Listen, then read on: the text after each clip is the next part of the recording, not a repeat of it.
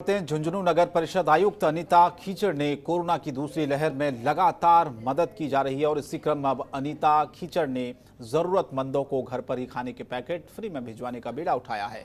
इसके लिए न केवल नगर परिषद में एक कंट्रोल रूम बनाया गया है, बल्कि वार्ड वार अधिकारियों और कर्मचारियों की ड्यूटी भी लगाई गई है, जो जरूरतमंदों की डिमांड आने पर खाना सीधे पहुंचाया जा रहा है, वो भी इंदिरा रसोई में तैयार करवा के।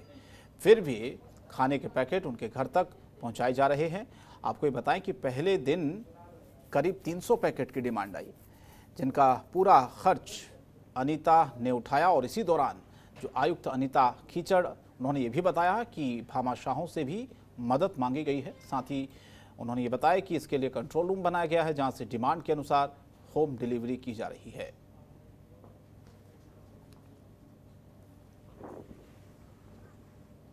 सवाई माधोपुर जिले के अजनोटी गांव में अजीबोगरीब मामला सामने आया, जहां पर एक शराबी के रोज रोज उत्पात मचाने की हरकतों से परेशान घर वालों ने उसे घर से बाहर मेगा हाईवे के किनारे एक पेड़ से बांध दिया।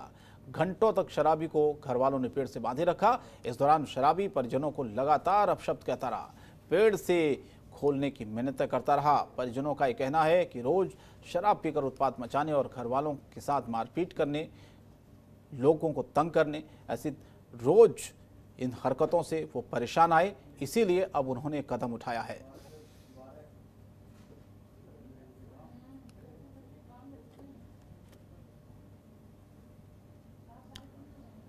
और 12 में राजकीय बालिका उच्च माध्यमिक विद्यालय में कोरोना वैक्सीनेशन की प्रक्रिया जारी है। यहां लोग वैक्सीन लगवाने के लिए पहुंच रहे हैं, जहां पर 18 से 44 साल के लोगों को वैक्सीन लगाई जा रही है। अधिकारियों का कहना है कि वैक्सीन खत्म हो जाने की वजह से अब 2 दिनों तक वैक्सीन नहीं लगाई जाएगी, लेकिन 45 साल से अधिक के लोगों को वैक्सीन का डोज लगाया जाएगा।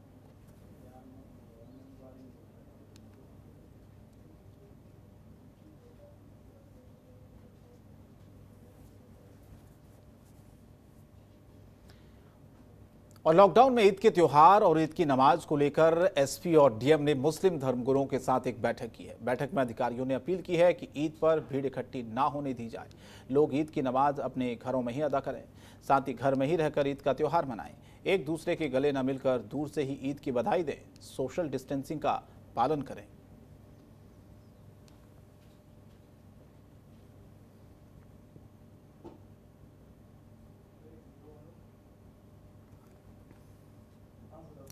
और वहीं अलवर प्रशासन ने मुस्लिम धर्मगुरु के साथ चर्चा कर ईद को घर पर ही मनाने की अपील की है। कलेक्टर ने कहा कि ईद की नमाज ईदगाह के बजाय घरों में ही पढ़ें, अल्लाह वहीं से कबूल करेगा। मस्जिद के मौलवी सरकार और प्रशासन की व्यवस्था से पूरी तरह सहमत दिखे। वे खुद भी अपने स्तर पर अपील जारी करने में लगे हैं। जिले भर में एसडीएम के जरिए भी मौलवी और धर्मगुरुओं से चर्चा हुई है। सब जगहों पर धर्मगुरुओं से अनुरोध किया गया है कि सभी लोगों को घर पर रहकर ही नमाज अदा करने की अपील करें।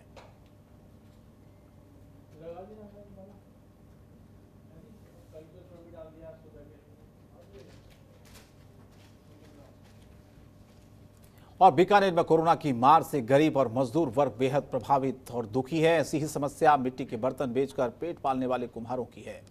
अक्षय तृतीया पर बीकानेर क्षेत्र के हर घर में मिट्टी से बनी एक मटकी में पानी भरने की परंपरा है, जिसकी वजह से कई कुम्हारों ने मटकियों का स्टॉक कर रखा है। लेकिन लॉकडाउन के चलते लोग घरों में कैद हैं और साथ ही साथ इस वजह से कुम्हारों को भारी परेशानी का सामना करना पड़ रहा है।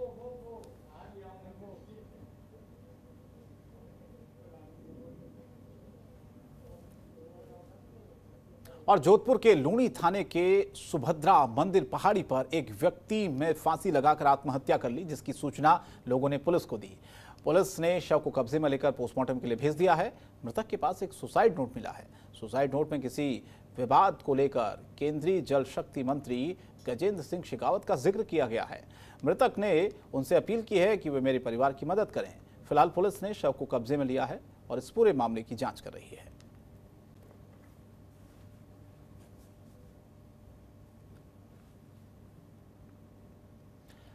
आगे बढ़ते हैं खबर उदयपुर से, जहां पर जिला परिषद सभागार में ग्रामीण इलाकों में कोरोना के कड़े इंतजाम को लेकर बैठक आयोजित की गई है, जिसमें सभी अधिकारियों को ग्रामीण इलाकों में कोरोना से निपटने के लिए समुचित व्यवस्था करने के निर्देश दिए गए हैं। इस बैठक में जिला परिषद सीओ डॉक्टर मंजू और मुख्य स्वास्थ्य अधिकारी डॉक्टर दिनेश खराड़ी और कई प्रशासनिक आला अधिकारी और चिकित्सा अधिकारी मौजूद रहे। उन्होंने हर पंचायत पर मेडिकल व्यवस्था को मजबूत करने, टीकाकरण को बढ़ावा देने के लिए अधिकारियों को निर्देशित दिया है। बैठक में टीकाकरण, सर्वे और मेडिकल किट, दवाई सहित तमाम बिंदुओं पर चर्चा की गई है। कोई भूखा न रहे और पंचायत स्तर पर कोरोना संक्रमण को रोकने के लिए सभी अधिकारियों को एकजुट होकर काम करने की बात कही गई है।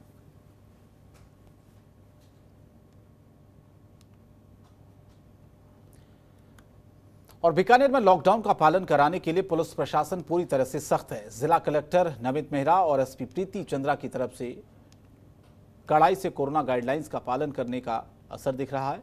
सुबह 11 बजे के बाद लोग घरों से बहुत कम निकल रहे हैं। उन्हें डर है कि पकड़े गए तो उनका चालान होगा। साथ ही साथ वाहन सीज भी किया जाएगा। हर गली चौराहे पर पुलिस का कड़ा पहरा है। पुलिस के जवान गुजरने वाले हर चौपहिया वाहन चालकों से पूछताछ कर रहे हैं। बहुत ज्यादा जिसको आवश्यक है उनको ही जाने दिया जा रहा है।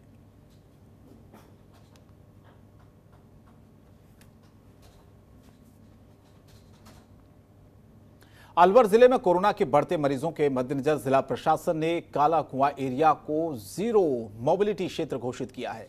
शहर के काला कुआं क्षेत्र में 15 मई से जीरो मोबिलिटी हो जाएगी। बता दें कि प्रशासन ने बुधवार को ही इसकी घोषणा कर दी थी। वहीं एडीएम सिटी उमेदी लाल मीणा ने यह बताया है कि जीरो मोबिलिटी एरिया घोषित होते ही यहां नगर परिषद की तरफ से बैरिकेड्स लगाने का काम शुरू किया गया है। मुख्य चौराहों पर पुलिस बल तैनात किया गया है। प्रशासन के अनुसार इलाके में 15 मई की सुबह 5 से 22 मई की रात 12 बजे तक जीरो मोबिलिटी एरिया प्रभावी रहेगा।